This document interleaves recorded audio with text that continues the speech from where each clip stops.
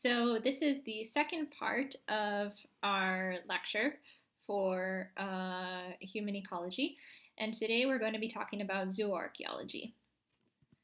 Just to review, from last time, we learned that human behavioral ecology is a theory that helps archaeologists explain past human subsistence strategies and behavior, and that zooarchaeological and taphonomic analysis can provide information about past subsistence strategies.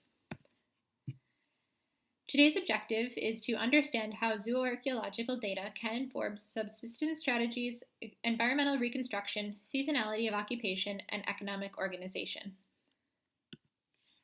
So taphonomy is basically how bones become part of the archaeological record, and this can happen in a number of different ways. It can happen through natural processes, cultural processes, and animal accumulations.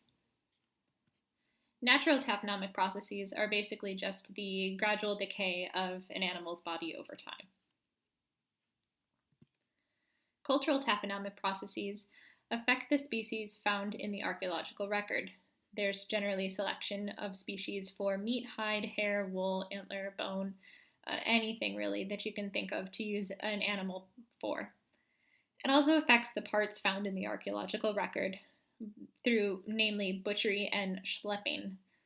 The schlepp effect, that's a fun word, schlepp, is basically what's easiest to carry. Animal accumulators can often cause people to mistake sites as being archaeological because animals will often bring their prey to one area, especially caves. And in this way, they can often be mistaken for archaeological deposits when it's really just animal activity. One way you can tell a site is more animal in nature than archaeological is you can look for microscopic marks on bone, particularly those of tooth marks from rodents and scavengers, and even sometimes from canines.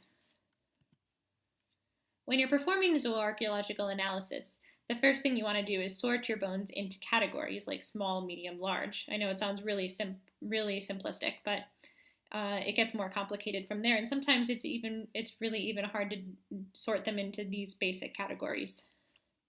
You also want to refit the bones where possible because you don't want to double count things. Then you try to identify the bones. And the first step in doing this is determine whether the bone is human or non-human. You can determine the element and then compare to a reference collection. It's important that when you're doing this, you bear in mind that elements share features despite being from different animals. So we call these analogous features. You can see in this example, this is an os coxa or a pelvis or a hip from a deer, and this is an os coxa pelvis hip from a human. We share many of the same parts. And this can be both a help and a hindrance in identification. The third step is quantification.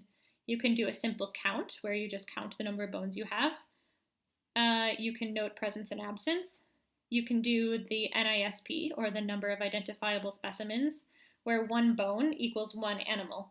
And the risk in doing this is that you risk double counting animals. So if a bone is broken in two pieces, that bone would be counted as two animals rather than one animal where the bone is simply broken in half.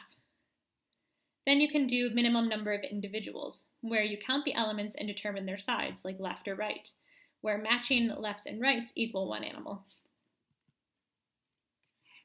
The next step then is aging. Aging is generally done through dentition, because it's the most consistent, and that can be done through tooth eruption or wear, and then the epiphyses in the bones, particularly the long bones, which are fused in adults and unfused in juveniles. Here is a diaphysis.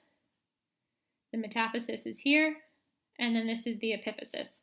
This part, you can see in this diagram, fuses over time, and so this would be a bone of an adult here.